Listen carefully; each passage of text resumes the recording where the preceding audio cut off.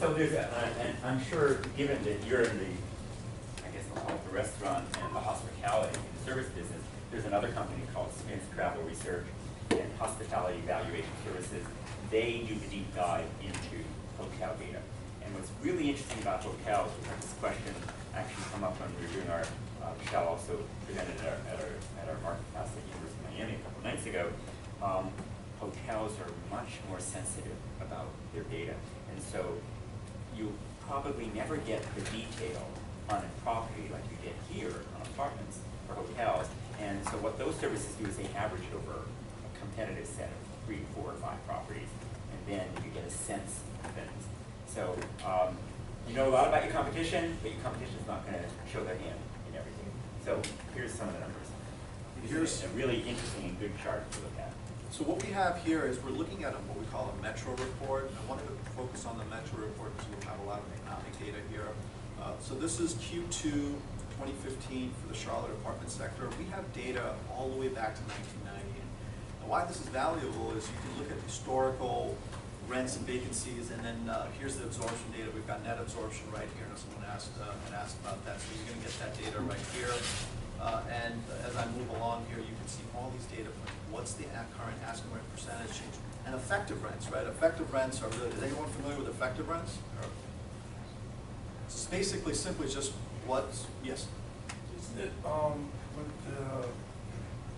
the lease amount plus the what's it called the tenant charges, the community charges? It's a concession.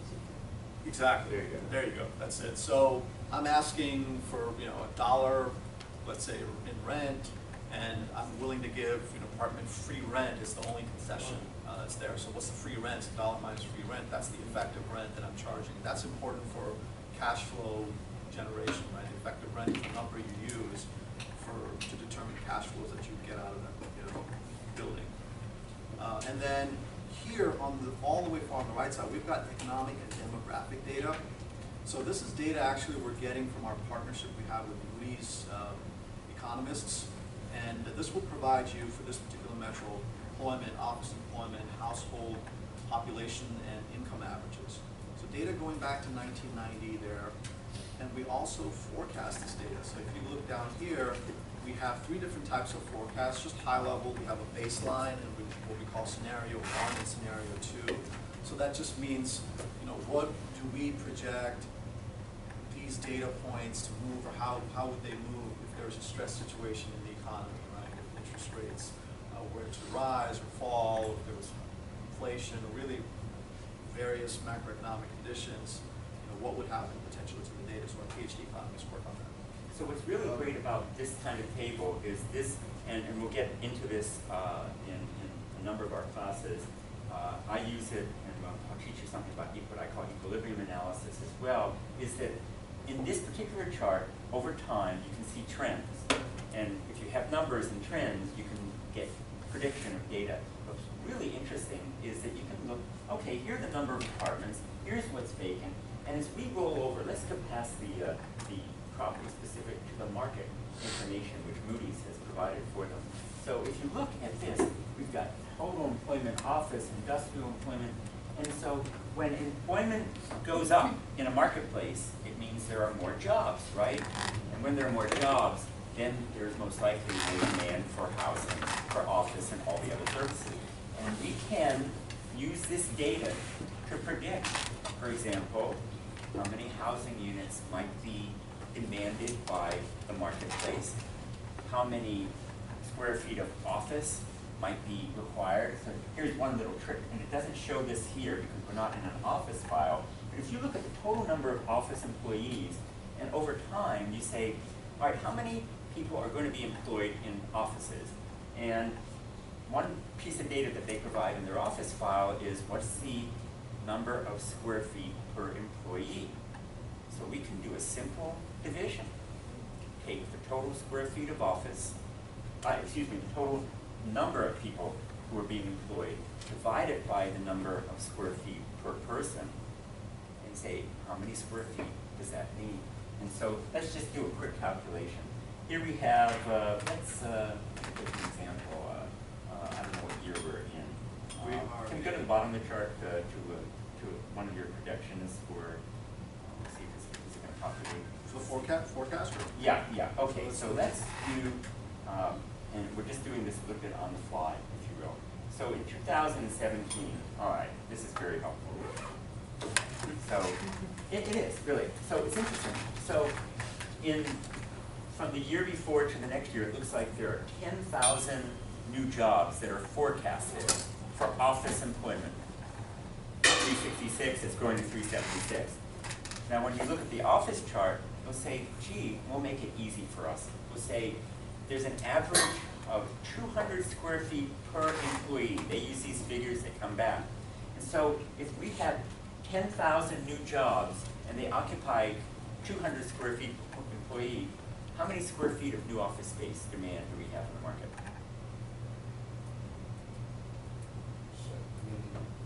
Talk up, speak up, yes, who's good at math? It's really pretty simple.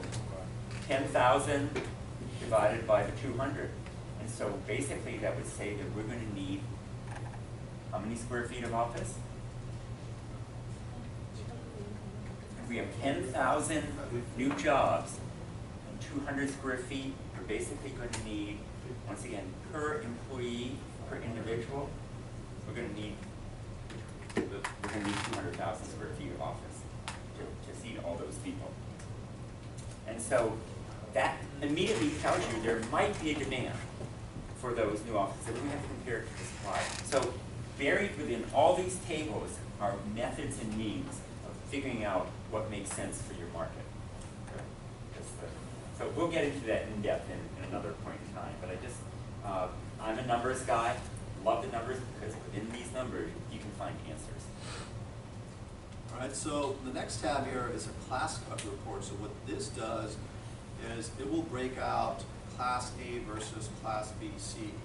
And this is a report that you can actually use to do a lot of comparisons between what asking rents are, historically have been, or current asking rents, for example, for Class A versus Class C, right? So you have an asking rent of, let's say here, 1,077 in 2015 numbers for a Class A property, while you have a Class B, C property of around $725. So really almost 30–40% more as an average in asking rent between Class A and B, C. So you can do these comparisons for all these different data points based on the class. Andrew, I have a question. I had a question about inflation and prediction of like the future value. So like let's say in 2017, you guys are predicting that it's going to cost X amount of dollars. Do you guys incorporate the inflation value to that, or you just like say?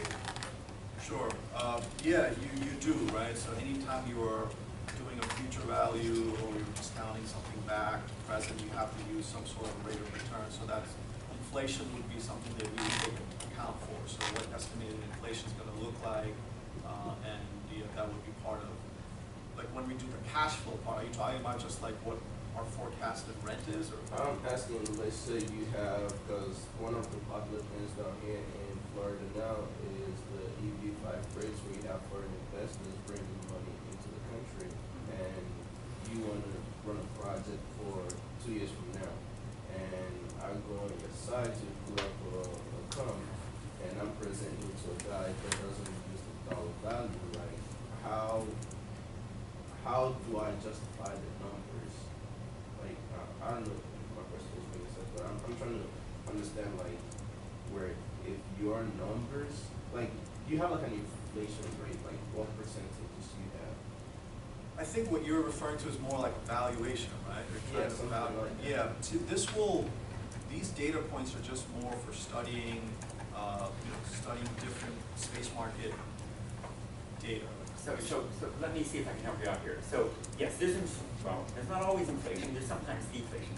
So the rent projections that you see here, if it goes up, as you saw in that chart earlier, 3%, 4%, somewhere within that number is an inflation adjustment or risk that the market has calculated. So if rents go up next year 5% and inflation is 0, then the real value of your property may go up 5%. But here, we don't know what that market rate is. And that's why you have to go back to general economic trends. And when you do a market analysis and a financial analysis, they're two very different kinds of analysis. Right now, we're focused on the market. You say to your investors, rents are going to go up, that's fine. And they have to then evaluate whether or not you can help them in a discounted cash flow analysis to see what the value of that future rent is today. That's not our topic of conversation directly. Yes, Susan? I had a question about the one before where you had scenario 1 and scenario 2. What is, for projections, what is, goes into one scenario versus the other scenario? Right, your A, B, and your S1 and S2. Right, so, Yeah. so baseline is just kind of a very, I guess, optimistic or very less incremental volatility or change in the market, right? And stress 1 would be, you know, certain percentage increase. We have a whole methodology, you know, behind what we consider stress scenario 1 and scenario 2. But really, what we're deriving this from Moody's scenario 3 and scenario 4, what they call. So, assuming I understood your question correctly, you want to know what Yeah, what goes into the, you know, what are those things that they're looking at? so they're looking. Scenario 1 versus scenario 2, what is the difference? So, you know, anytime you're trying to project to the future a stress situation, you're looking at macroeconomic variables, right? So any macroeconomic drivers could be interest rate, inflation, you know, what's going to happen to interest rates in the future, and if interest rates were to move in a certain direction, how would that, you know, stress the economy? So that's 1 or 2 variables. There are other different things we control for and test for, but, you know, just at a high level. So we're going to focus on the baseline, but it is interesting. So just look at the 2017 baseline. Basically, they're predicting that there'll be 8,700 units that are vacant. But if you go down to the what we call S1, so some factors, and we should dig deep, we'll find out, says that, well, no, we predict that maybe we're going to actually have more units vacant. In fact, if you go to stress 2, almost 11,200 units. So these are, I guess we'll call them sensitivity and downside scenarios. For our purposes, for our class generally, we're going to always look at the YB or the baseline analysis figure. With these numbers, can you tell what neighborhoods or submarkets will be changed or classified from B, C to A? Because as an investor, as a developer, I want to go into neighborhoods that are up and coming. So how do I know where to go and buy these buildings or land? Great question. It's a great question. I mean, we won't say, you mean like, will we say what is going to be, migrate from B, C to A? Or? Right, can you tell that with this information, this data? You probably could, I mean, you could analyze it that way and see historically how have, like, let's go back to the class cut, right? So maybe you can get some insight on, you know, where certain averages have moved for certain data points here between B, C, and A, but that would be a judgment call on your end based on your own insight of studying the market. It's not going to give that to you, it's just going to break out what the data is. So let's make it a distinction here. So A product, B and C product. So can a property change from A to B and C? Yes. But you won't be able to really track that unless you're looking at the same property over time. Can a property go from B, C to A? Yes, if it's renovated or repositioned or upgraded. But your question really was, gee, is a submarket A or B or C? They're not classifying the submarkets.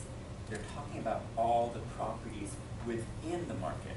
And so you can have A properties in, let's use a good example, I guess let's go right to the heart of Williamsburg. That's right, okay. And you can have A, B, and C properties next door to each other. Now, of course, in better markets, you probably have more A properties. In areas that have seen disinvestment or lower incomes, you'll see more B and C. So don't fall into the trap of thinking that just because there's A, that means that market's better, or because it's BC, that's a good investment to go in. That takes a deeper level of analysis. Reference to the employment numbers, do you have more detail on that as far as what employment centers actually make up those numbers? You know, we do have that. You know, that's something that you know, we use as internal resources to do the models. But it's something that we're not. Yeah, but we don't have submarket, because I like that. I would love to know, gee, what's the submarket information? So if you're looking at a city as we are in Charlotte, you're saying, gee, there are 370,000 jobs in office. Where are those jobs? And so then what you would do is you take that information, and frankly, then the next thing you're going to do is you're going to go to the local economic development authority or the Chamber of Commerce. They'll generally have those kinds of statistics. Also, don't forget that we're going to be using, as any good real estate professional would be your peers' research. What do I mean by that? Often, CBRE, Marcus and Millichap, Cushman Wakefield produce these kinds of reports, and they'll give you your sub-market information. Then you overlay that. By the way, I trust this data. The broker's information, you have to look at it with a little bit more skepticism, if you will. And then you can begin to figure out what's going on in the market. So once again, a lot of interesting things you can do, because you do want to know if most of the office jobs, for example, where are most of the office jobs in Broward County? Anybody want to hazard a guess? You're talking submarkets? Dr. Forgy, where do you think most of the office jobs are in Broward County? Probably spread out all over the city. Yeah, so what makes Broward County interesting is that we don't have a real cluster. Downtown Fort Lauderdale is not an office center. Actually, there are probably more jobs in Weston than there are in downtown Fort Lauderdale. In many other cities, so it's clear. In Charlotte, you go to Uptown, I'm going to suggest that's one or two or three major markets. And although it's not necessarily within the purview of our course, you'll learn about urban cores. We'll talk about mixed-use developments and things. But urban cores, how do you identify an urban core, by the way? Anybody know? Any guesses? Population density. Maybe, maybe not. Central Business District? Maybe, maybe not. That's interesting. And so it's really, an urban core is a cluster of development and opportunities. So it has density, it has business, but an urban core, maybe, yes, you can look out actually here and say, gee, is there a core in Weston? Yeah, there is. But usually the best way you can look at it is height. Visual. Where are the buildings, the office buildings? And the higher they are, that means there's value and density there. And this doesn't give you quite that level of data yet. We're going to go to some other tools that will do that. And the data we're getting here is from our partnership with Moody's, and Moody's only tracks this at the metro level, which is why we don't have a submarket.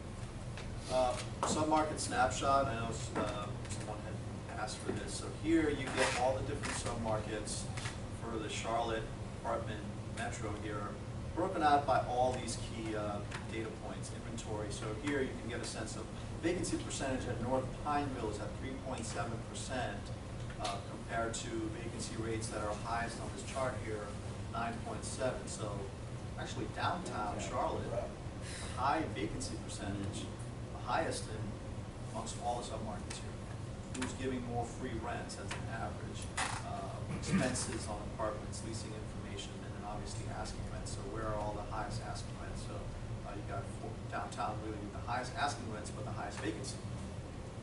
And so usually there's a correlation, but not a causation. There's a distinction. And if we were to sort this chart, and that's the beauty now of having this in your Excel. So if I asked you the question, I said, okay, I want you to help me understand what is the most vibrant submarket for apartments. And so in this particular case, let's just go from top to bottom when it comes to rents. Hopefully it will work, and asking rent. Hopefully we can sort from Z to A. And we couldn't do it because, I don't know why. Yeah, so we would have to do the old-fashioned sorting. Yes, what, Victor? Well, to answer your question, I would just basically look at the basic vacancy rate and see which submarket is thriving more. So that would be Carlisle. Well, so what I wanted to do, and maybe we can't get that there, is that by going from one high to low or low to high, and then comparing it to vacancy rate, Okay. then you can understand what's going on in the market rate. And so here, yes, downtown the rents are the highest, the vacancy is the highest. It's interesting, but once again, that's one data point, even though it's two numbers. You'd want to see what's going on in the other marketplaces. So in fact, if you look, and we can just visually now look at this, this is, you know, it's a facility you get over time. If you look at all the markets over $1,000 a square foot, except for Carmel, but I don't know why that's the case, but almost all the markets, 8.8%, 9.7%, 7.9%, 8.1%. So the markets with the greatest rent have the highest vacancy. And so that tells me, I'm making a wild guess here, that while they probably have more Class A product, okay, and they're probably in greater demand, they probably peaked for the moment. And so they probably hit their natural top, if you will, and people have started to make decisions, well, I may go elsewhere because the rent may be high. And so vacancy has increased.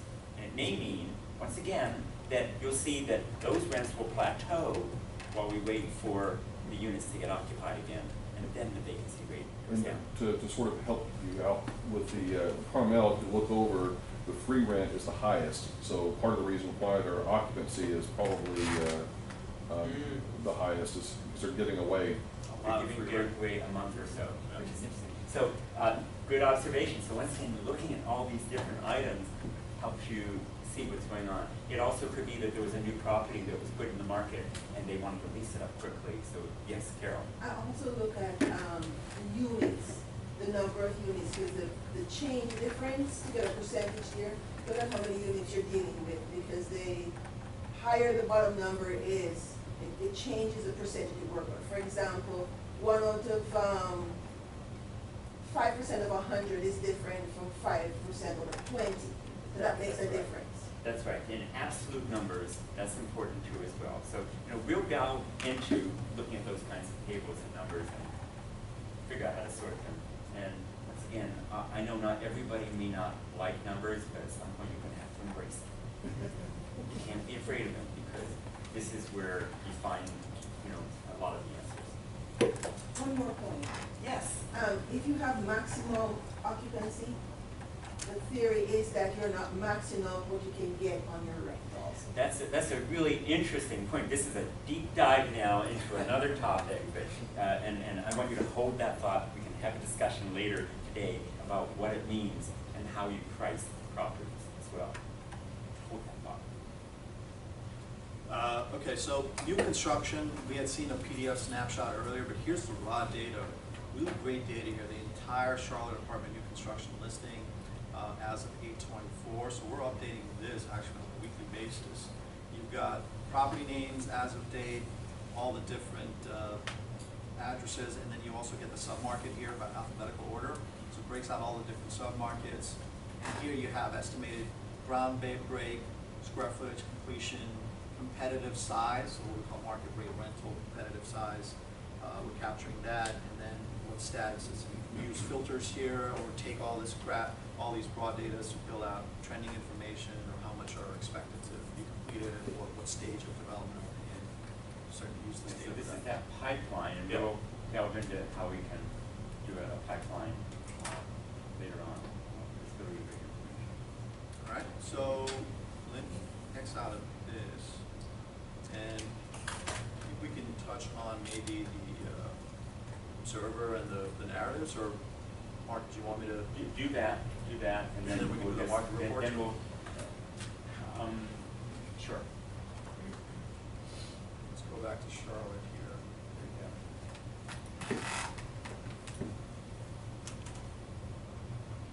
We're all gonna become experts in Charlotte.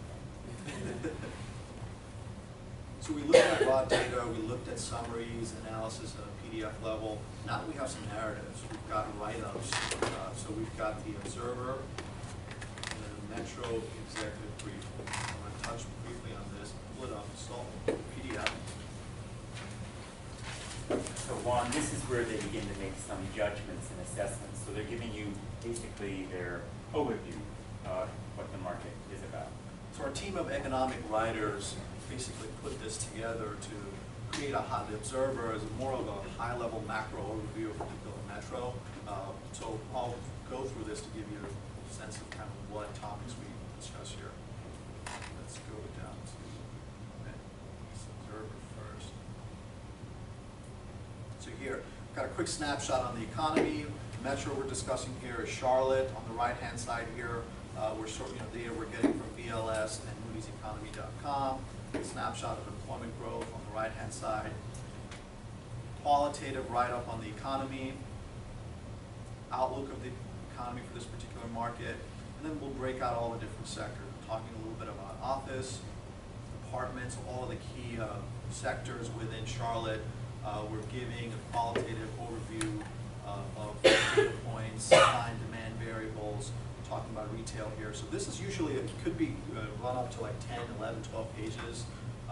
Great way to understand a market if you're new to it, trying to understand, start off with a qualitative overview and then get into more of the analytical tools. So it's not sub-market, it really is the market, and then you have to, once again, go back in to figure out what it means for the sub-market. Right. And let me move into the executive briefing. So the executive briefing is slightly different. You have access to the Metro executive briefing, so this is more of an analytical or quantitative piece. And we'll take, various supply-demand fundamentals, how they're affecting asking rent, vacancy. It's usually about 2 pages long. Market overview here, asking effective rent. This is just basically all the data being analyzed and put in writing. It's a 2-page quantitative piece. And I'll look down here. Yes. Do you include like the average age of the area or no?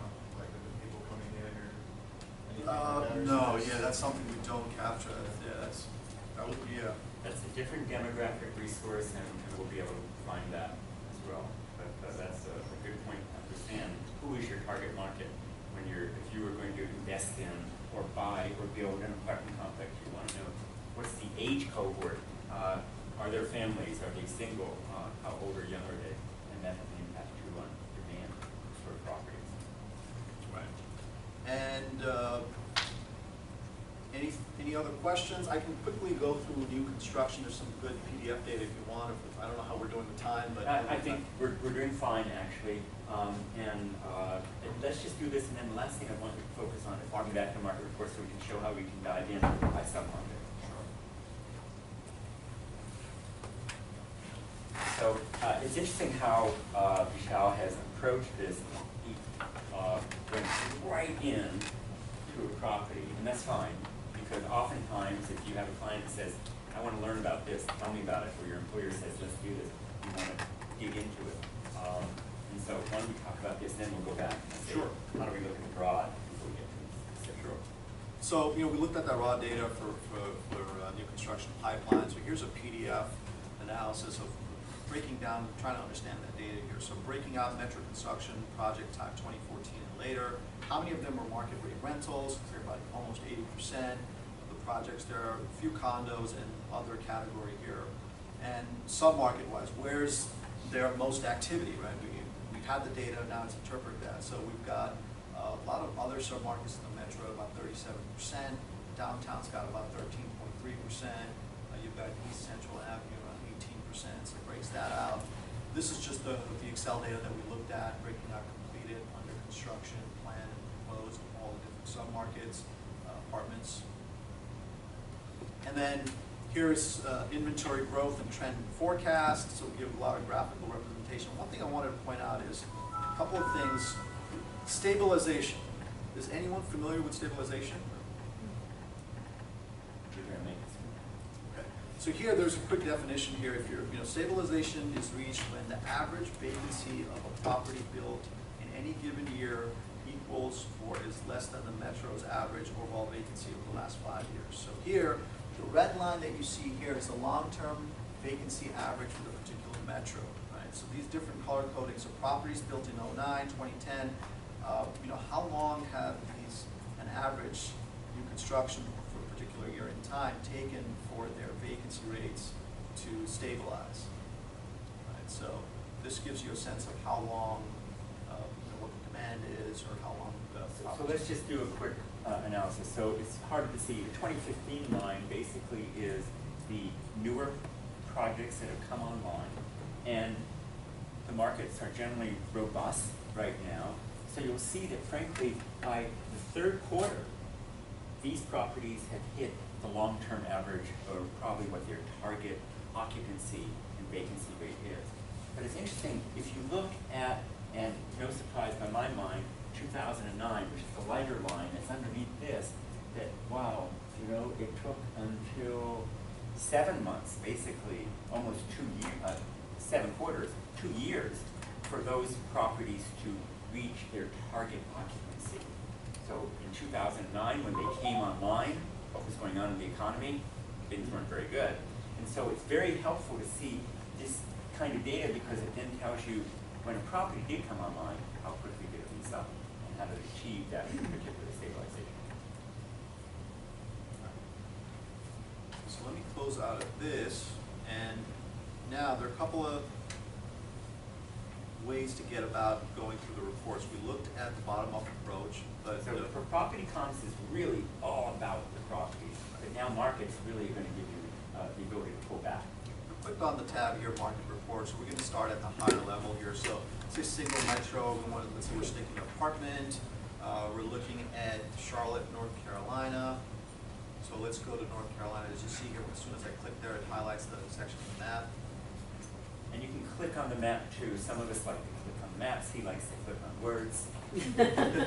I think it's easier to click on You maps. could definitely That's click okay. on it. So here, let's say we want to look at Charlotte, right? So we click on the map here.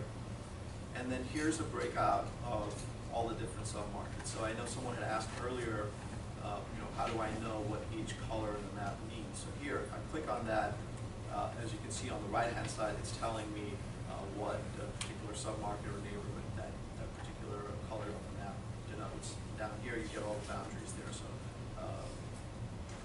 what's really great about this particular tool is that you can click on a submarket and generate the report. You don't even have to know anything about it other than saying, I want that submarket. Also, you might say, gee, I don't want one submarket, I want 2 or 3. And you can click on a couple of those submarkets and it will generate a report which aggregates that data for you as well. correct. You can combine metros as well here. So if you click on, let's say downtown, so notice it zooms in to that submarket and then gives you the boundaries down there. State Highway 16, 74 South, so this is the entire downtown submarket. You can click on Generate Report here and it will just take you to all the different reports that can come up here. So these are all So highlighted. instead of using an address, we said, let's just simply go to Uptown Charlotte, which they're calling downtown here because that's what their software does. And then you can get all the same data. But in order to get the rent, construction, and sales data at the property level, you do have to put in the address. So this is going to give you the entire submarket data and metro data for that particular city or metro that we looked at. So you recall he used the polygon, but remember you also could have included 1 mile radius, 3 mile, or any other radii to figure out what's going on with the marketplace. You can click on recent searches here. If you put in addresses in the past, it will all come up here. So if you want to go back to a particular address that you have looked at before, you can just click on this thing here and click and take you actually, let's see, clicked on this and take you right into that property page. And then you've got help section here if you have any questions on geographic coverage, general. Also have a live chat feature of our client services team. And by the way, is our live chat available at what time? Business hours? Yeah, business hours. Maybe So not yeah. today. Not today, but business hours, Monday to Friday, we're available. That's good. You're in here all day Saturday, so it doesn't matter. And then, of course, it has some training videos, and it actually has webinars generally, too, as well. That would They populate. give you some detail. But clicking on the live help, usually someone will be at your beck and call, where you just literally pick up your phone too, and they'll give you that information. You can't figure out how to dive into that kind of data. So a lot of information, and he's only just touched on the top part, but hopefully you'll remember some of it, and we'll be able to use it successfully. Absolutely, and there's continuous training at REES for all subscribers, so definitely feel free to utilize the help, live chat, and then there'll be some trainings that we scheduled there. There are open calls, we call them, for anybody to dial in. If you have time, you can dial into that. I know we went over a lot today, but any questions, anything else that I can help with? When you select a specific property, in reference to demographics, can you use search rings as far as like 3 to 5 mile radius? For like when you're running a comp? Yes. Yeah, you can go down to 1/10 of a mile and then up to 25. Are you outside the United States or? It's a good question. We are, in terms of coverage, we're not outside of the United States when we look for our data. However, we're getting a lot of clients, particularly from the Middle East, who are interested in our data for investing within the U.S. real estate market. So we're growing our business to get a lot of clients, particularly in the Middle East, interested in our data, but we don't cover outside real estate. So for now, we'll just stick with the US. Yes. Good question. Oh, that was me. Oh, yes, yeah. Going back with her question, you don't cover outside the U.S. Would you think that there are companies out there that do cover outside the U.S. that perhaps in Europe or North America, Central America? None of them as good as though. Yeah, I mean, like a U.S. data provider that does international real estate. I don't know of any. I don't know if RCA has some stuff that they capture. Real capital analytics is starting, but so it's a tougher call. There are good data sources. In fact, I'm a member of the Royal Institution of Chartered Surveyors, which basically it's known as BRICS, and it's the worldwide institution of real estate in a broad category based in England. And their data sources are broad, and they also can provide country-by-country data. But then once you get into another country or environment, the best way to get the information is through your network, your contacts, and picking up the phone and speaking to others. In fact, one reason why I'm a longtime member of the Urban Land Institute and a longtime member of the Royal Institution of Chartered Surveyors, or I'm a fellow, so I just call myself a frick, if you will. But the truth is that I pick up the phone. I email too, but I pick up the phone, and so I can, in fact, when I went to Dubai, when I went to Korea this past June, I was able to call and email my colleagues so I can get the introduction and get the download on what some of the markets were all about. So you'll find that the relationships you create are just as important, if not more so, and just the data itself. Right. One last thing I want to point out is we do have our briefings that our economists do, quarterly briefings. Our chief economist, Dr. Victor Kalinov, just had a quarterly briefing talking about space market macroeconomic trends. Ryan Severino, our senior economist, talks about the transaction markets. You can actually, what I did is if you just click here, if you have time, you can listen to a full replay, look at the presentation material. This just happened a couple of weeks ago, I think, and we do this every quarter, so we do. Yeah, so, and Victor is one of the best when it comes to real estate economics, no question about it. And he's funny too. He is, yeah. Yes, so. He's a character. He's a character, no question about it. Yes. I see you analyze the macroeconomic trends. What about the micro? I mean, we may touch on some micro trends when Victor does his presentations, but probably keep it more, keep it more macro, not so much the micro. That's when you're just going to have to go hire somebody in the market, or maybe they'll be hiring you to figure out what that. I mean, like labor costs and things like that, but not so much. All right, let's thank Michelle.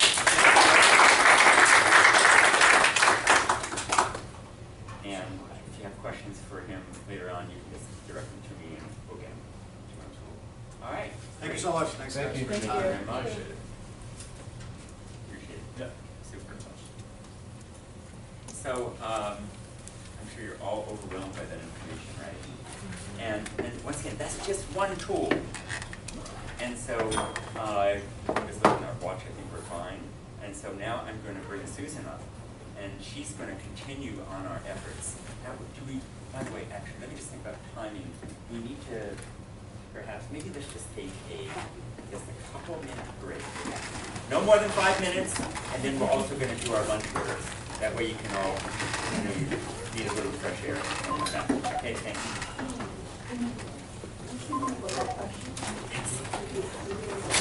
How you doing, Brad? Good, good. Ready to go wait? Outstanding. Got everything going? Well, we're trying to. New year? Trying. Exciting time?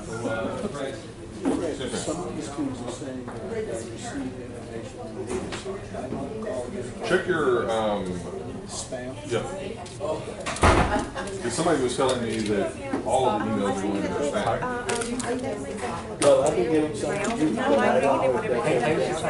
So just double check and that's, we're sending them. And there's no design. Where is the lunch menu? Who has it? Oh, great, let's see if I can get it on that. And you use current interest rate. No, this is it. I mean, who hasn't filled it out yet? Everybody else there. That's some decent following up on details, Professor.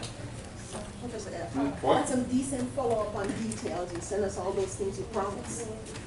Well, I that's what we're appreciate supposed that. to do. I appreciate that. I respect that. There are a couple of people who didn't see that REE's invitation. I got mine. It's possible it went to spam.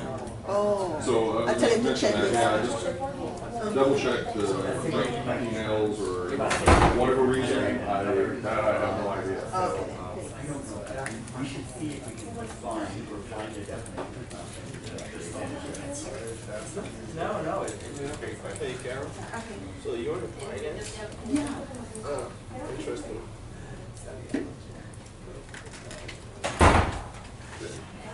Anybody else not see the lunch menu? Okay. You're a lady. Me too. Very interesting. I can do their CPA. You know, I backed into it. You know, I think she'll call me. thank you. I backed into it and I've been doing things in investment in residential property. And then I saw investment. It was a foreclosure. It was a subdivision. All the infrastructure is there. And I said, here's a problem. There's a reason why it went down and where others are not touching. And it's like, I need to know how to look at it, how to evaluate it. And I waited something. And I said, who does this? Who knows this? Then I didn't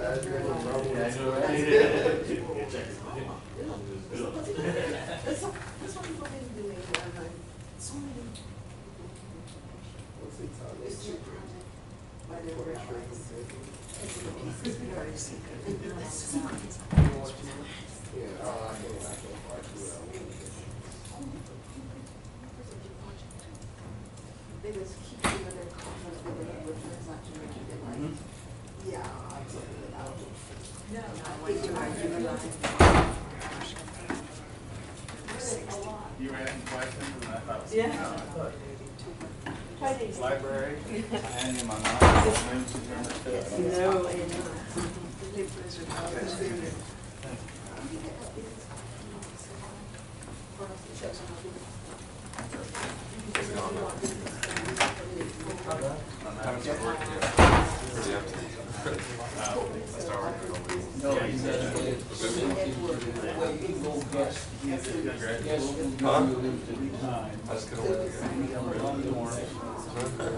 Okay, once again, everybody fill out the lunch menu.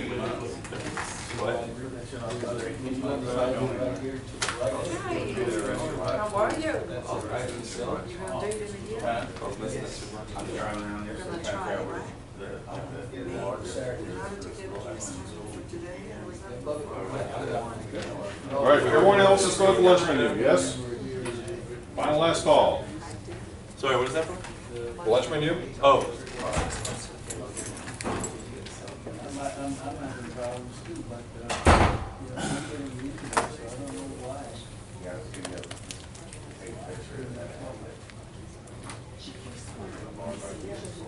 Yeah, I'm trying to get to it, but it's not allowing me to log in with it.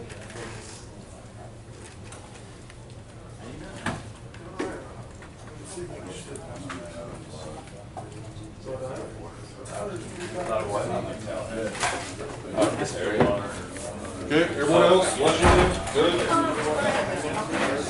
Yeah, usually they are. What? Nothing, I live out. I didn't find it.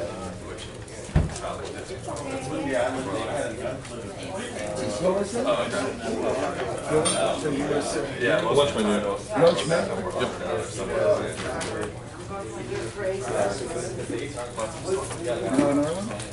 She's filling it out. Yeah. You sure? No, there's a couple of others. Provide some computers. One right there.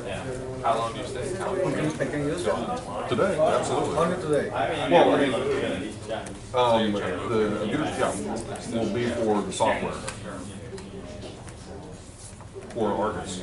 So you got Well, in the second half of the fall semester, we have Argus developer software, so if you need a PC-based computer, we can get you one. Okay, so Well, yeah, I have one here for today, if you need it today. Okay, folks, let's take our seats.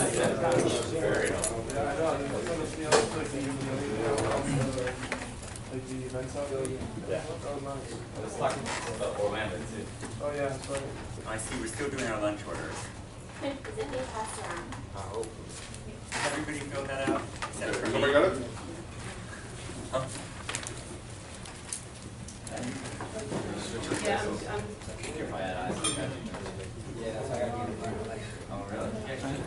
All right, folks, why don't you finish filling that out, and I think most of you met Susan Berkman at orientation, and in our theme of giving you the deep dive on every research tool we can think of, she's now going to continue with taking a step back from REES and once again looking at the resources here at the library system at NSU.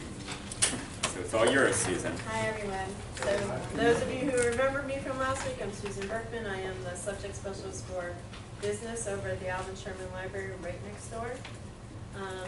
How many of you were not at orientation last week? Anybody? Okay, a couple of you. So I'll kind of do a brief overview. For those of you who weren't, I'm going to give you, there's a handout here about the library that you should get and my business card, so I'll leave those for you.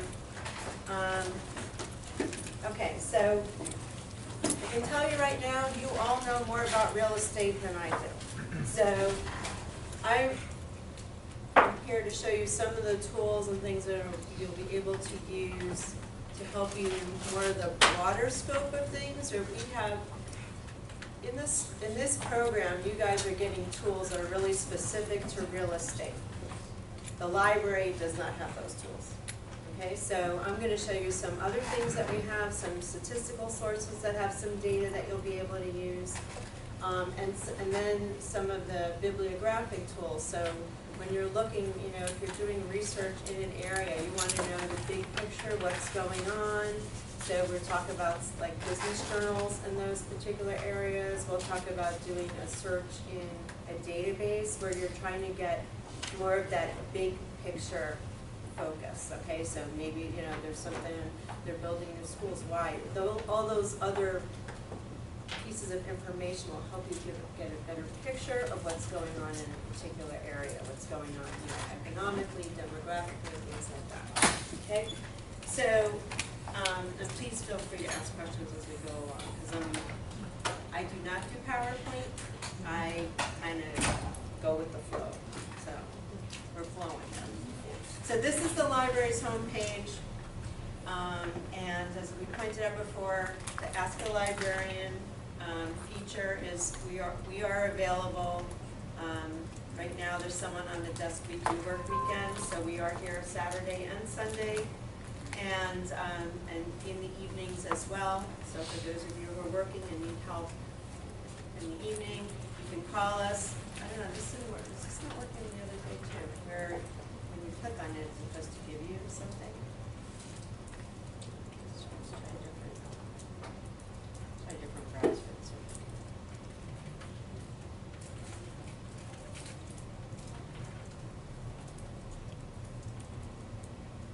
See if I can click on those things. Okay, and you click on. So these are our hours. So that's when there's someone physically at the desk over there. Okay. You can call us, and then there's the numbers. There's toll-free numbers. You can email us.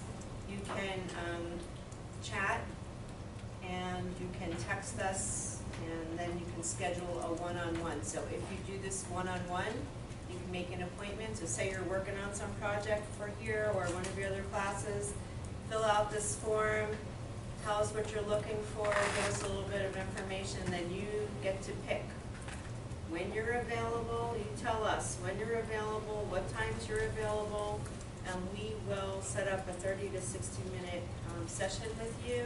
We can do it by phone, we can do it in person, whatever the go-to-meeting we've been doing a lot. We can share our screen so you can actually see what we're talking about. So any questions about how to do that? Okay. So NovaCat, as we mentioned last week, is our catalog.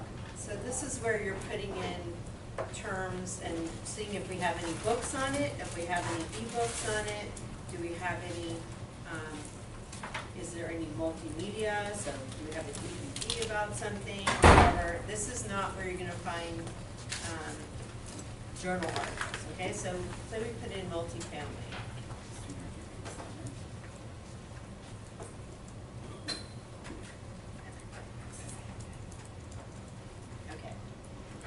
So this is going to tell you what we have in this, and it's going to tell you where it's located. So those of you who don't know, there are 4 libraries that Nova has. The Alvin Sherman Main Library, which is right next door. The Law Library, which is also next door the other way. We have the Oceanographic Center in Dania Beach, and we also have the library for the Health Professions Division, which is on further west on campus. So it'll tell you for the types of things, okay, this is located in the law library, it's a microform, there's a call number, and there's library use only. So you can go to the law library, but you can't take things out of it. Just as you know, as a student that's not a law student. Then there's all different forms. Okay, so here's something that is in our library, and if it's a physical book, there will be a call number. If it's an e-book, so it'll say E over here, and then it'll also give you a link to get to it. One of the things that I'm responsible for is I purchase the books and the e-books for the business school. So as I learn more and more about programs, then I'm the person that does the buying. And we do get, we are going to be buying, there was recommendation from Fred from the Urban Land Institute.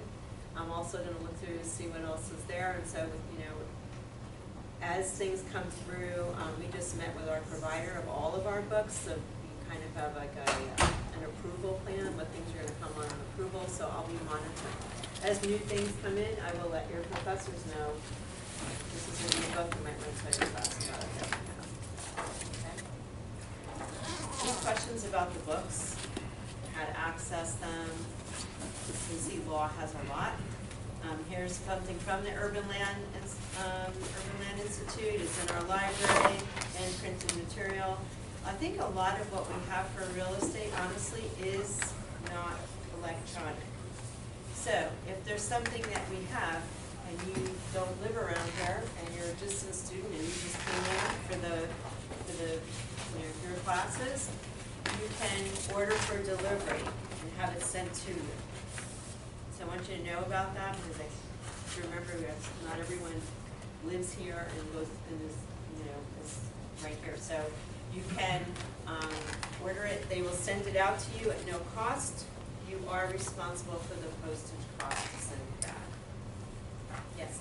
What about interlibrary loan? Do you facilitate that? Yes. So one of the things to do, let's go back to our home page. If there's a book and we don't have it, or let me just, I'm going to go into, click on that interlibrary loan button that was over there. And then you authenticate yourself.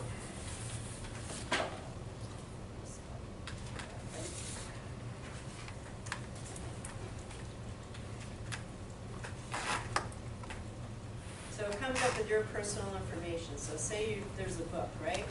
You would put in, you can order an article, you can order a book chapter, these are all your options here. So it's not just for books, okay? So remember that. You fill in all of the, especially the required information, but anything else that you know that would help them give them exactly this is the book you want. You don't want it after a certain date, you'll accept it in another language, whatever. everything that goes on here you can put in, and the last thing to remember is then to submit your request. It's all the way down at the bottom. When you do that, then you'll get, they will let you know by email if it's an article that it's in there, and you go back into your library account, so if they emailed you the article, it'll show you the articles right there. You know, they're usually good. Don't wait to the last minute for these, because you know, it can take up to 2 weeks. Articles usually a lot quicker, because you can get them better electronically. But if you wanted a book, and they have to find out who has it, it can take a little longer. So if your assignment's due tomorrow, you're not getting it. I'm telling you now. But we do have one department that just focuses on getting all these things. And I will tell you, we do have a lot. Actually, we actually get more people borrowing from our library than we give out to, than we have to get from others. And when we see, we do get reports monthly on what has been requested. So if we find, you know, I find out that business school is requesting something outside, then that's an indication we probably should buy it. So that's the kind of works. Any questions about interlibrary loan? Okay. It's important to know that, you know, we are here and we will support you. And I had a question. Sure. Outside the country, is there no interlibrary loan with other universities in other countries? It's, you don't do it for international. They may let you know of some resource that's available, but it's, I mean, it's just too much to try to monitor that and take care of it. An article, they can probably do. If it's something electronic, they can probably get it, but a physical book, probably not going to happen. Okay? Any questions about that? Okay. So let's go into articles, which is kind of the meat and potatoes of the research part that we deal with most of the time. And we're going to go into databases by subject. You can also go to all databases, which will just give you an alphabetical listing.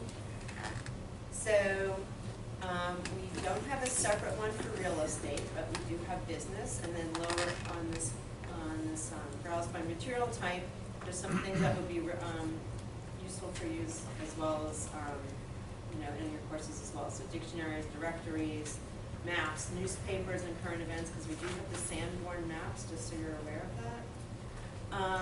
And statistical sources. So those are the kinds of things down here that you would be aware of. So we're gonna, let's just start with business. I'm gonna kind of be floating around because there's a couple of things that I've thought about that didn't come up last week, but the more I learn, the more I can know where I can send you for information.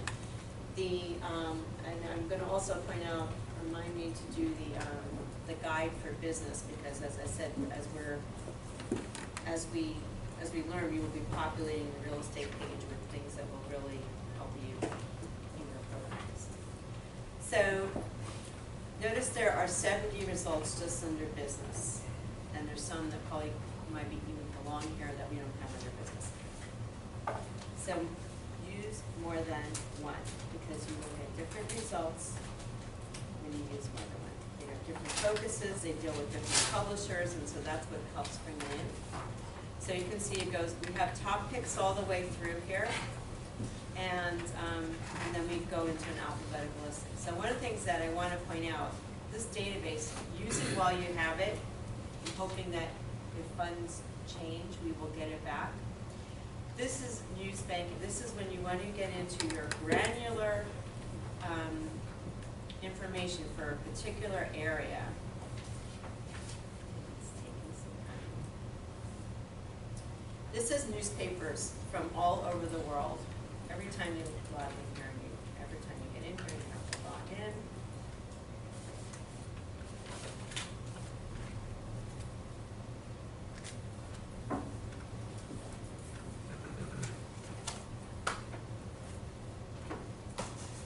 Slow today.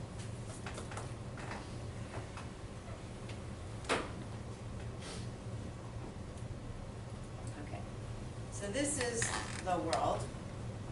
Okay, so if you're gonna stay with, go to North America.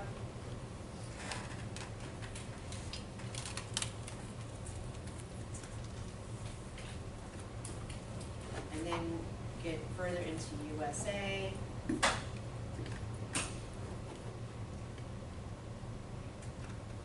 So what's really cool about this is, you know, when you're focusing, so there's 81 sources just for Florida, so let's click on that. The local area is going to know a little bit more about what's going on in their area than, say, the New York Times may not be reporting about Boca Raton, for an example. So that while you get great trends of what's going on, here's all different, you know, areas of in Florida, and you can get into their specific ones for your particular area and get in up, you know, read the newspaper every day, kind of find out what's going on there. And this is the real local news, and I think this will be helpful for you to know about. And since you have at least this first semester, use it. That's one of the ones that I'm hoping that we do get. Here's the Fort Lauderdale Examiner. So besides the Sun Sentinel and the Miami Herald and blah, blah, blah, maybe you didn't know about the Fort Lauderdale Examiner. Okay? So I'm just pointing that out. They also have, international. So for those of you who are asking about that, the international news is available here as well. Yes? How's the data uploaded on these databases? Is it through the source itself or through MSRED? Both. We subscribe so that the publisher is the one that's updating it. Okay? They also do these special reports and hot topics, so I'm not sure what's in there right now, but they can sometimes take something that's happening in the world and they do these special reports and pull in news from all over. The same thing with hot topics. So here's world economics, the presidential campaign, world health, natural disasters. All these things affect real estate. So it's a good way for you to get summaries of those types of information and to use them.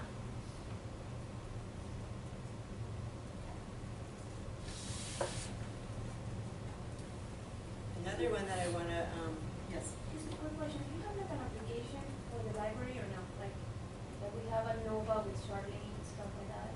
An application? Yeah, like phone, like an application for the phone, like you just go. You can go to the website on your phone. It is responsive, so you can do everything on your phone. But we don't have an app. Like, maybe sometime.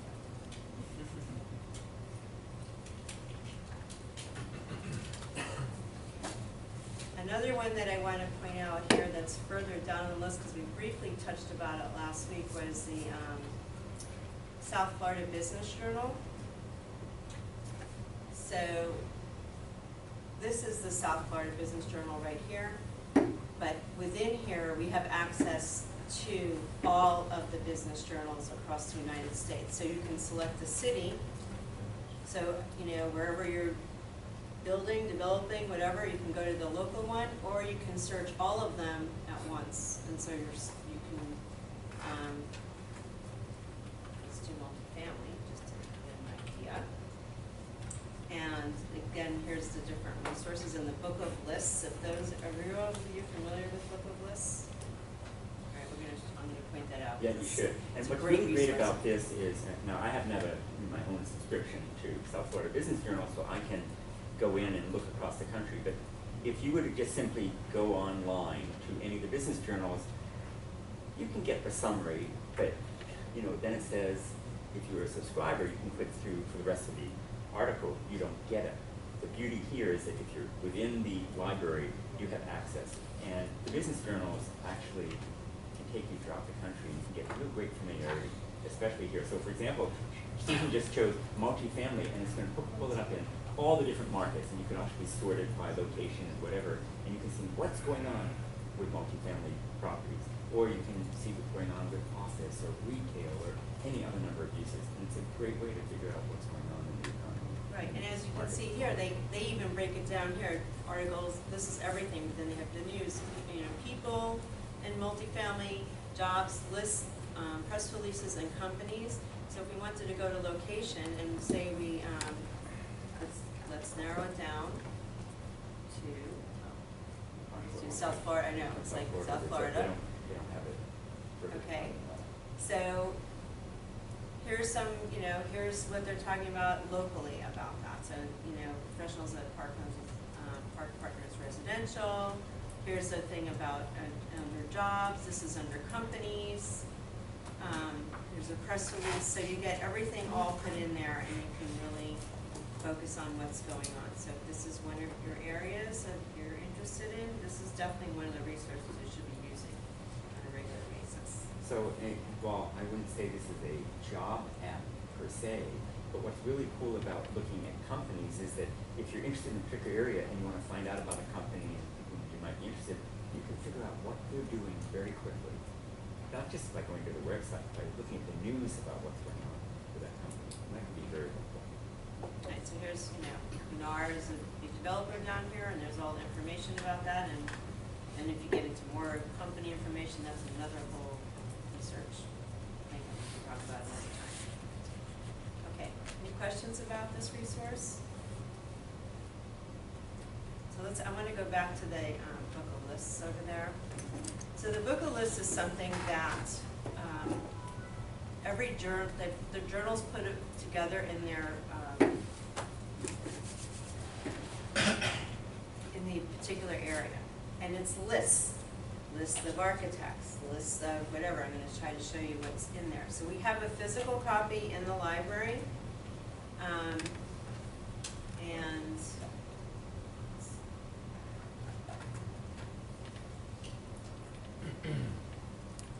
try to turn the page here.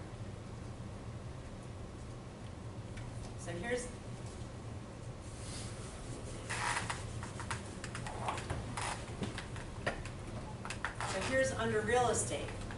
These are the top, 50, 25. Commercial real estate brokerages, developers, property managers, business parks. All this kind of information is in here, and they usually have contact names.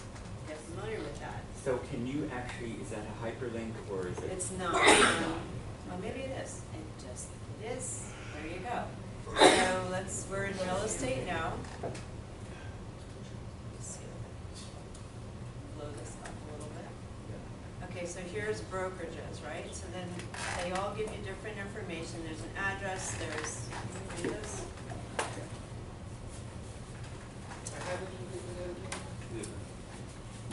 In the South Florida Business Journals, on the right-hand side, there is a link for book of lists. In fact, all the business journals, there are two, and let me pull back. Sure. There are two companies in the U.S. that are competing for what we call local business publications. One is called the Business Journals, and the other is called Cranes, C-R-A-I-N-S. And they're like head-to-head. And if you want the Business Journal of New York, you're going to Cranes. If you want the Business Journal for South Florida, you're going to bizjournal.com, essentially, but within the website. And every one of those publications, whether it's Cranes or Biz Journals, has a book of lists. Now, the beauty of this is, I don't even know, can we print as well, or is it just on the PDF?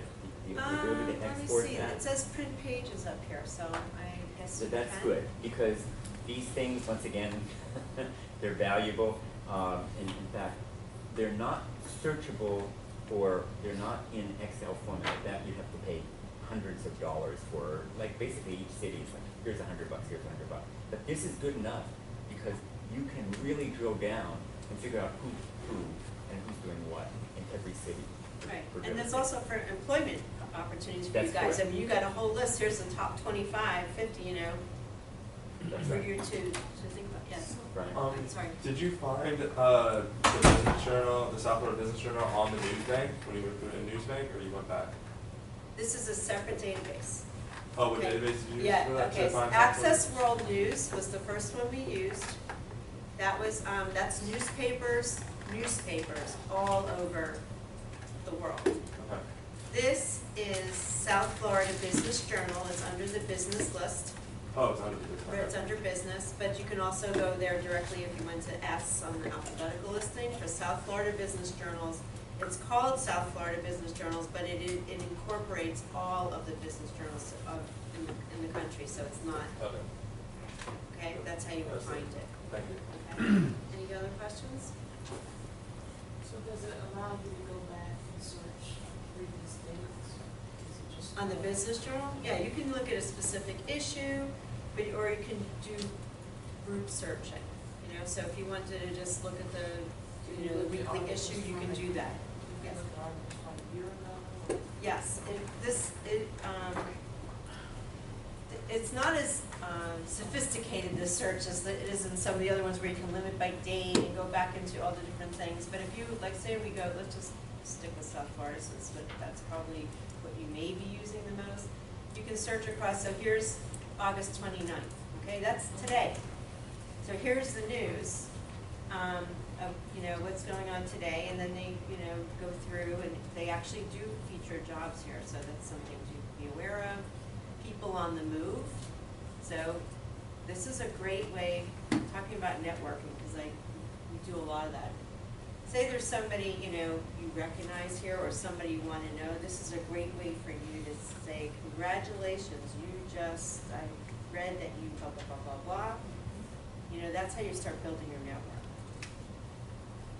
Oh, my son does recruit. I'm telling this all the time, because it's, there, so there's your, you know, your news, and then news and brief, and then all this. But we are subscribers, so you are getting that subscriber content. If you try to do this on your own, you're not, you know, it's going to say, oh, you can't get this article, or you're going to have to pay for it. Don't do that. That's why you're going through our databases to do that. Okay? They have videos here too, so it's another information. So here's, you know, here's something going on economically, or something you should pay attention to. Any questions about that? Okay. So let's go back to our basic business here page. And say you're just, we're gonna go into some of the big ones and kind of explore how you would look for information there that'll help you get a bigger picture. So this is Business Source Premier.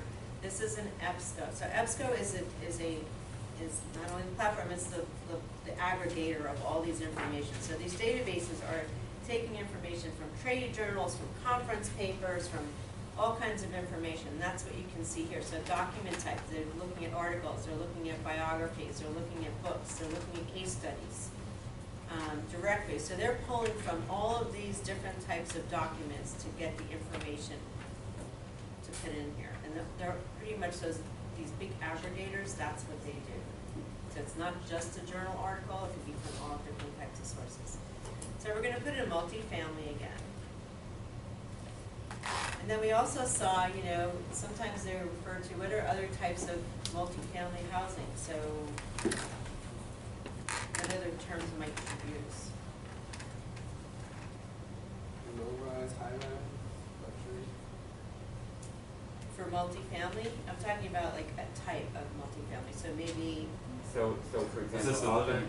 often it's something in the order of garden apartments. Apartments. For sale condos. Okay. Right. So I just want to show you how you're going to build a search, right? So and maybe they're not using multifamily. Again, these are people that are categorizing this. So we're going to put in, or say, apartment, or maybe condo,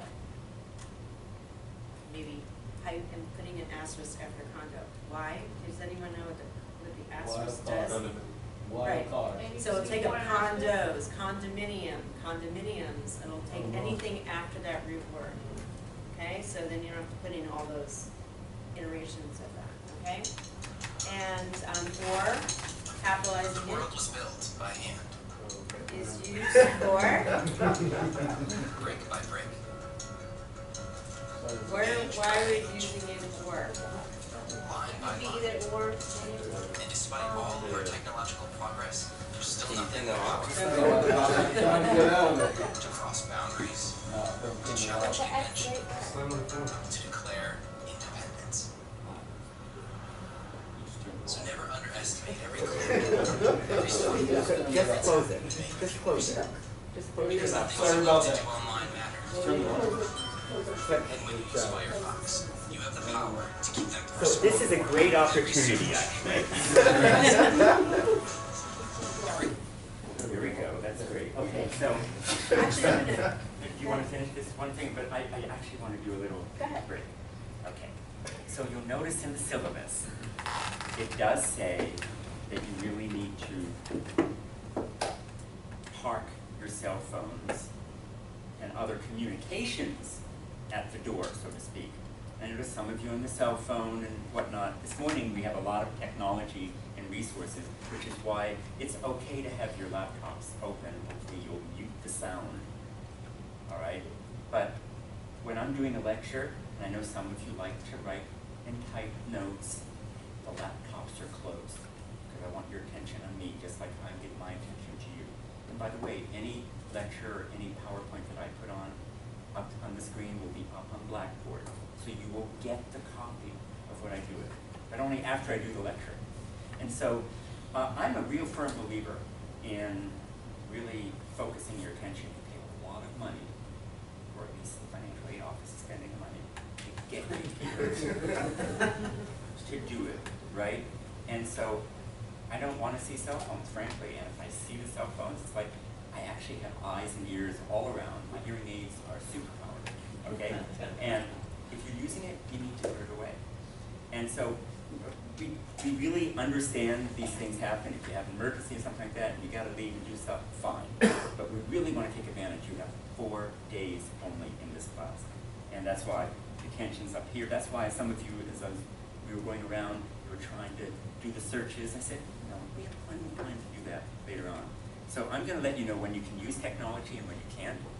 And so right now you really should focus up on the screen in front. Okay. So let's, you know what, I want to kind of show you the difference. So let's just start with multifamily first, okay? And we're not going to, and then we'll see what happens as you build and how to also, okay. 10,436 articles. It's a lot, right? And we haven't done any other limitations yet. And then we're going to do 4.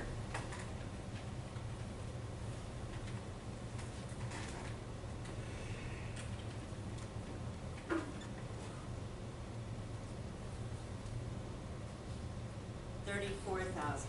That's what or does. You get that? So it's synonyms. So sometimes, you know, a lot of times what happens is people focus on one term and they eliminate everything else. But then you look at how much you lost by not doing that. It's not necessary to do it every time, but this is just so you're learning these skills, you can apply them to other things that you're doing. So, and then and is what's going to take your set for 1 and set 2, and it's going to look at the intersection. So say we're looking at multifamily or apartment or condo, and we're going to look at, so let's say, how about downtown?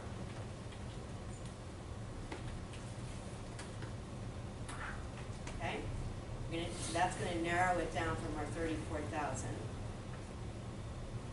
Now we have 456, okay, we're starting to get a little bit more manageable here, right? You can limit it more over here. So one of the things is by date, and this is often at times, I will tell you here, this full text, do not ever limit to full text. Because if you do, it will eliminate any other resources that we have available to you. Okay, and I'll demonstrate that in a little bit. So we're not gonna do that. Okay, you can limit by date. So say you only want to know what's going on in the last 10 years. Okay, so you can slide that over. It'll do an automatic adjustment. Should do an automatic adjustment.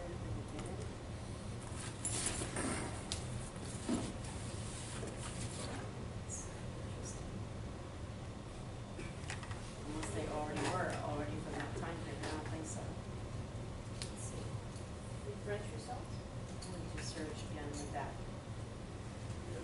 6, no.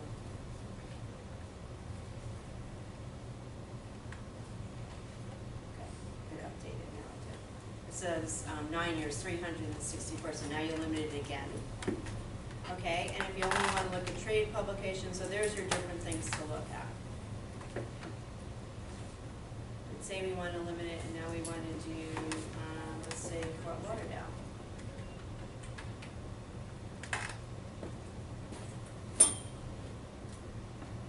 One. Okay, so this is how you can limit your search. Get it back. We say, well, maybe that was too limited. You can go back and you can then go back to your original search and just click on this one here. Here an example, I guess instead of saying Fort Lauderdale, Sure, out give me there. an example. So you could put Broward. Okay. And you should step back and then let's see what happens there. Still got one. You still got one. So let's How about if we take out downtown? Well, no. So, well, it's interesting. So now do South Florida. Keep down. And let's see what comes up. I guess South it's Florida? Just South Florida.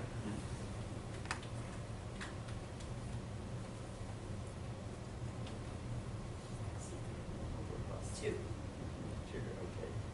So what that will tell you is that your second field, if you will, is too limiting. I mean, unless you only want those particular articles. Well, if you will. that's one way to look at it. The other thing is you take your, we're going to do this, and we'll do it again in a different database, and this is how you're going to start seeing different databases have different things, and that's why you use more than one, okay? Because you're going to get all, yes? How do the quotations affect the search? Okay, so when you put in quotations, it takes a phrase and it keeps it together. So if we put in South Florida, and sometimes it could, in some databases it will come up as South and, or Florida. It won't pick up, like in the southern part of Florida, it will not pick that up. So it has to occur as South Florida. So keep that in mind. That's an interesting, let's take them off and see if it makes a difference in this case. We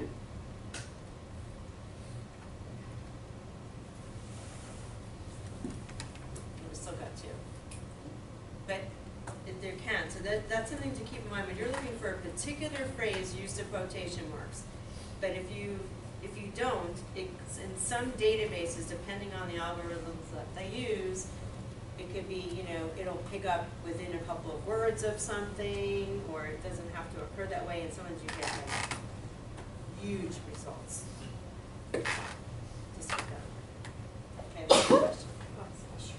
Okay, and so let's just use find it right now. So here, if we had narrowed to full text, we would have gotten no results. Why? Because these two are not in this particular database. Okay, so we're going to click on find it. And these are the options you're going to get. These are actually the best options you're going to get. So if we have a direct link to the article, you're going to get options of which ones you can go to. You can browse, it may give you an option to browse the article, in which is you're going to click on it and it's going to give you the name of that journal, and you're going to have to look for the particular volume and issue, click on that volume and issue, and then look for the article. That's what the browse feature does. It may take you to Journal Finder to see if we have it, because maybe we don't have it electronically. Maybe we have that journal, but it's in print and it's in library or microfilm. So that's for that. And NovaCat in our catalog, and then again that option, this Iliad. So when you look for something in our catalog and something we don't have, when you do it through our database and click on Iliad, it's going to populate all this whole thing for you. It makes it a lot easier. You don't have to go back and figure out what pages. So that's why you're doing everything through the Nova Library site. We're trying to make it easy for you. Okay? Okay. So then we would just click on it, say we go to ABI aim form complete.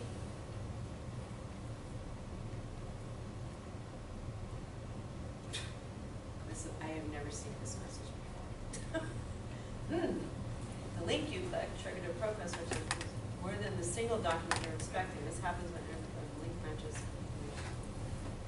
That's so interesting. So then we would go back to this bridge here and look at, so it's the,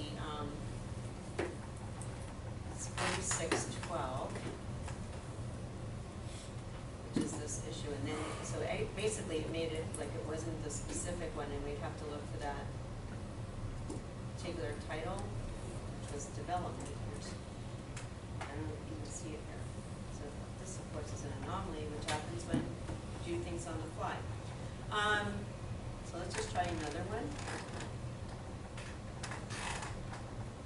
So it says full text direct link to article, which we know it's not in there, so that's also interesting.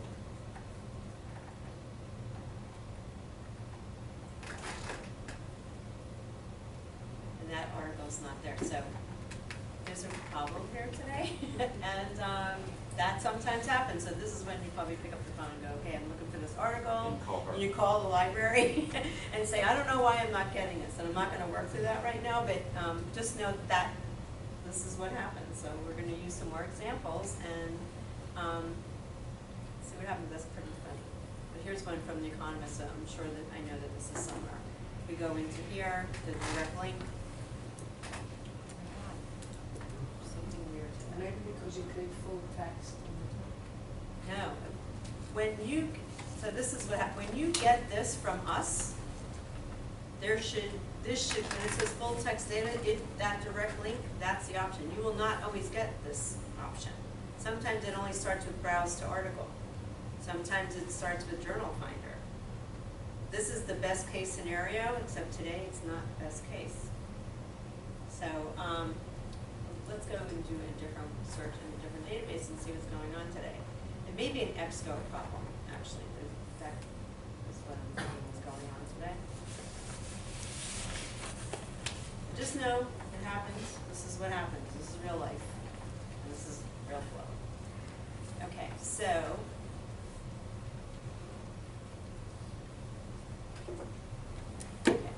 let's go into ABI Inform Complete, which is a different publisher. This is ProQuest. And we're going to do the same exact thing so you can start seeing what the differences are. So we started off with multifamily, right? And we had about 10,000, I believe, in the last one. Okay, 22,000. It's a lot more. We haven't even done the other stuff. Now we're going to click on Modify Search.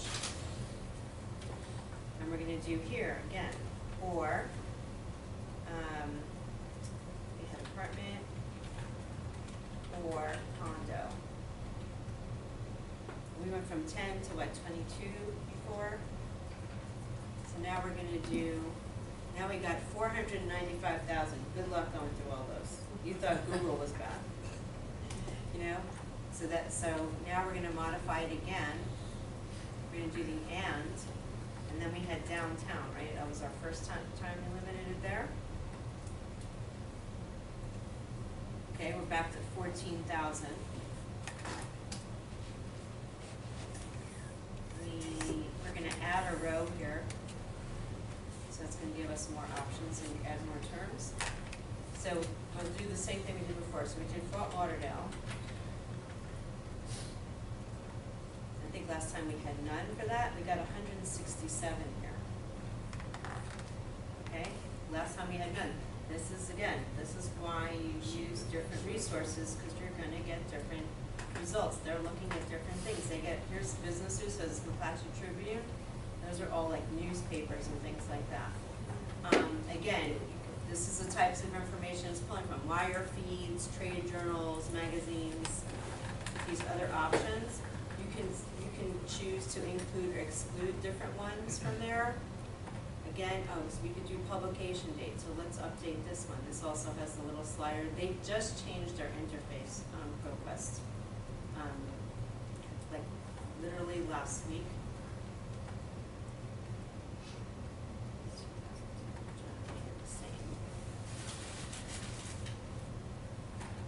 So this is kind of interesting. It's doing it in groups of 10, so we have to do it differently on that. And we're going to click update. So now we have 148, okay? And And there's also the different document types. This is the same thing we talked about before. You know, if you're looking for articles or news or different types of information there. Let's modify it again, so we went broad, right? So we did get results this time on Fort Lauderdale, but let's do Broward.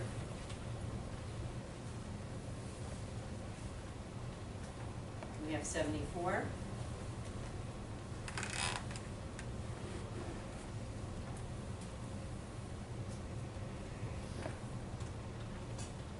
South Florida.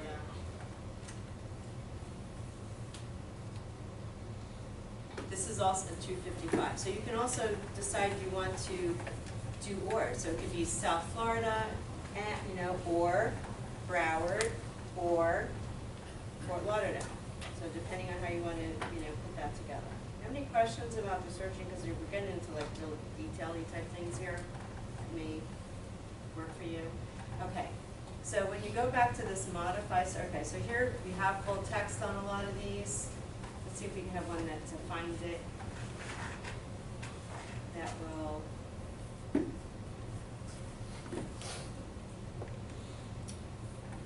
Just limit it to trade journals. Okay. So here's one from Southeast Construction. To find it. Now here's a browse to article. It's in Nexus Academics. So again, it's issue 5, number 11. So that did not have the link to full text.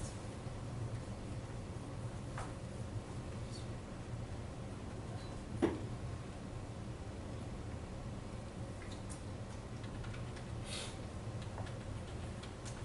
think it's important to note that everything that you look at for the NOVA library system gives you a huge, broad ability to search. And so a tool like the REE tool, and one I'm going to show you, Real Capital Analytics, is very specific. And it's important to use both, because just having a narrow view of the world gives you some important answers, but not everything. Being the broad gives you context. And so, as I'm sure a lot of you are just used to that Google search, and getting the detail here can be challenging, but it's very important to be able to do it. So they're challenging me big time today. Because, okay, so now they're looking at that source, but it didn't take me exactly where I want to go. So let's just put in this.